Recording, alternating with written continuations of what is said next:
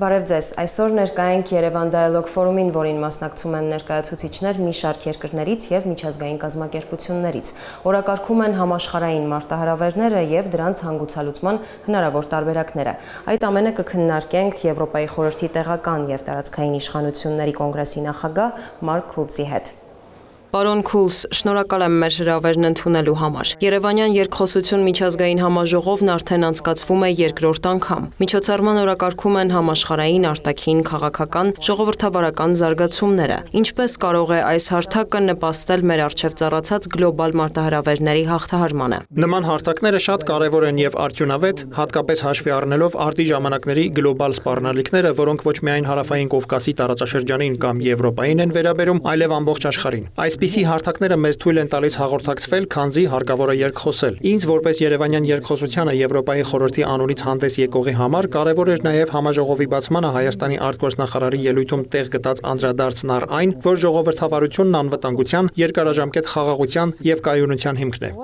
Ինչ է անում Եվրոպայի խորհուրդը, մասնավորապես Եվրոպայի խորհրդի տեղական եւ շրջանային իշխանությունների կոնգրեսը, որի նախագահն եք դուք, արևելյան հարևանության երկրներում, այդ թվում Հայաստանում ժողովրդավարության ամրապնդման համար։ Ինչպես եք գնահատում մեր երկրի առաջընթացը եւ ինչ դերակատարում կարող են ունենալ միջազգային գործընկերներն այս հարցում։ Եվրոպայի խորհուրդը ամենավաղեմի եվրոպական կառույցներից է։ Այն հիմնադրվել է 1948 թվականին հանուն ժողովրդավարության, մարդու իրավունքների պաշտպանության եւ իրավունքի գերակայության։ Օրինակ Եվրամիությունը կազմված է 27 երկրից, մինչդեռ Եվրոպայի խորհուրդը 46 երկրից, բացառությամբ Բելարուսի եւ Ռուսաստանի, որոնք զրկվել են Եվրախորհրդի հետ համագործակցությունից 2022 թվականին Ուկրաինայի դեմ լայնամասշտաբ ագրեսիայի պատճառով։ Եվրոպայի խորհուրդն ըստ էության քաղաքական կազմակերպություն է, որն ունի 200-ից ավելի կոնվենցիաներ, դրանց թվում Մարդու իրավունքների Եվրոպական կոնվենցիան եւ տեղական ինքնակառավարման Եվրոպական խարտիան, որոնք օժանդակում են կազմակերպության անդամ երկրներին, այդ թվում Հայաստանին, մարդու իրավունքների, ժողովրդավարության եւ իրավունքի գերակայության մակարդակը շարունակաբար բարելավելու գործում։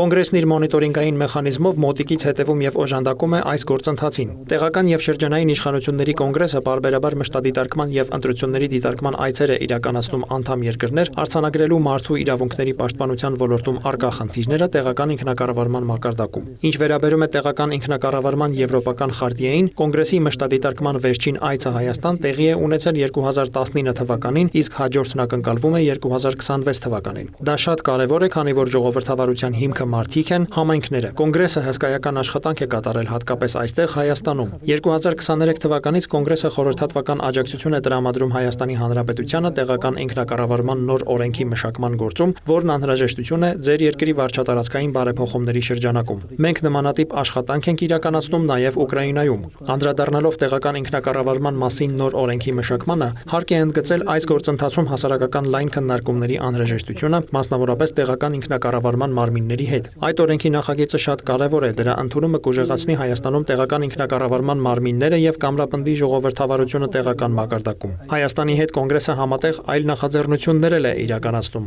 Իհարկե, մեր բյուջեն սահմանափակ է, սակայն հաշվի առնելով Հայաստանում եւ առաջնահերթ սահմանամերձ համայնքներում հաստատված Լեռնային Ղարաբաղի փախստականների կարիքները, կոնգրեսը Հայաստանի մի շարք համայնքների դրամաշնորհային աջակցություն է տրամադրել նրանց աջակցելու համար։ Մենք աշխատում ենք Հայաստանի տասնյակ քաղաքների եւ համայնքների հետ, խթանելով տեղական կառավարման գործընթացում քաղաքասարակության ներգրավվածությունը։ Հայաստանյան ծրագրերը շարունակական են լինելու։ Ժողովրդավարության կայացման ամենակարևոր գործոններից մեկը տեղական ինքնակառավարման մարմինների ամրապնդումն է։ Կոնգրեսն իր խորհրդատվություններով Հայաստանին է ներկայացրել տեղական ինքնակառավարման մարմինների գործունեության ամրապնդման հայեցակարգը, որը ձեր երկրի հանձնառությամբ պետք է իրագործվի։ 2023 թվականին կոնգրեսը խստորեն դատապարտեց Լեռնային Ղարաբաղում Ադրբեջանի ռազմական գործողությունը եւ դրան նախորդած 10-ամսյա շրջափակումը։ ԵԽ կոնգրեսը ողջունել է նաեւ Հայաստանի տեղական իշխանություններին, որոնք ընդունել են Լեռնային Ղարաբաղից բռնի տեղահանված հայերին, եւ ինչպես հասկացա, այդ շրջանակում աջակցություն է տրամադրվել Հայաստանի համայնքներին։ Պարոն նախագահ, կարող եք մանրամասնել ինչպես կարող է Եվրոպայի խորհուրդը եւ հատկապես կոնգրեսը նպաստել մեր տարածաշրջանում տևական խաղաղության հաստատմանը։ հաստատմանը։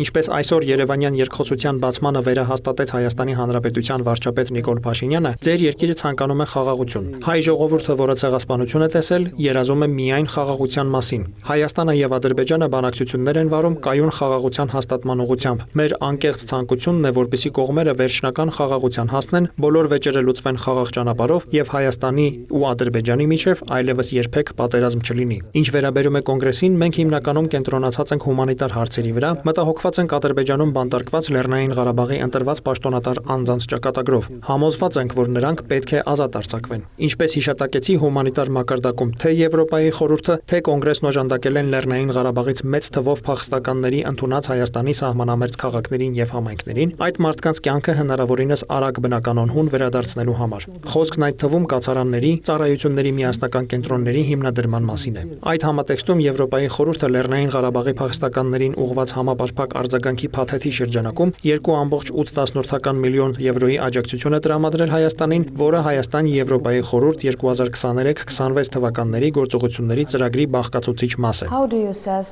Ինչպես եք գնահատում Եվրամիությանը հնարավորինս մոտ լինելու Հայաստանի ձգտումը եւ այդ ուղղությամբ իրականացվող բարեփոխումները, հատկապես Եվրամիությանը Հայաստանի անդամակցության գործընթաց սկսելու մասին օրենքի ընդունման ֆոնին։ Դա լեգիտիմ ձգտում է։ Ես իրավասու չեմ Եվրամիության անունից մեկնաբանություններ անել, լինելով Եվրոպայի խորհրդի ներկայացուցիչ, բայց միանշանակ է, որ այս գործընթացը երկարատև է եւ ժամանակ կպահանջի։ Եվրամիության անդամակցության գործընթացը բոլոր երկրների դեպքում էլ երկար է, սակայն Հայաստանը եվրոպական ընտանիքի մաս է եւ ձեր երկիրը 23 տարի է Եվրոպայի խորհրդի անդամ է։ Կարող եմ ենթադրել, որ ինչ որ պահի Եվրամիության հետ ասոցացման պայմանագրի ուղղությամբ քայլեր կլինեն, որոնք որոշ գործընթացներ կդյուրացնեն Եվրոպական միության եւ Հայաստանի միջև։ Իհարկե, հարկավոր կլինի դիտարկել մուտքի արտոնագրերի ազատականացման եւ այլ հարցեր եւս։ Կարծում եմ Հայաստանը կարող է ավելի մոտ լինել Եվրամիությանը, դա կդյուրացնի փոխանակումները, կապերն ու շփումները։ Ուստի Հայաստանի այս ձգտումն առավել քան լեգիտիմ է եւ բնական։ Ներկայումս Հայաստանը եւ Ադրբեջանն աշխատում են խաղաղության համաձայնագրի ուղղությամբ։ Կողմերը վերջնականացրել են տեքստի համաձայնեցումը։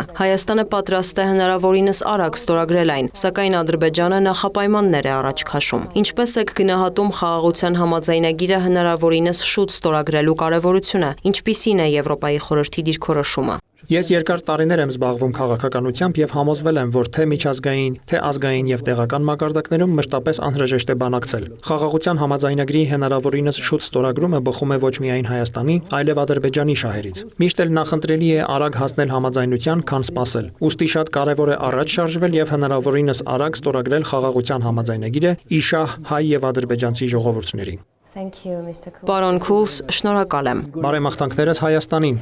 Մեր հյուրներ Եվրոպայի խորհրդի տեղական եւ տարածքային իշխանությունների կոնգրեսի նախագահ Մարկ Քուլզը, շնորհակալ եմ։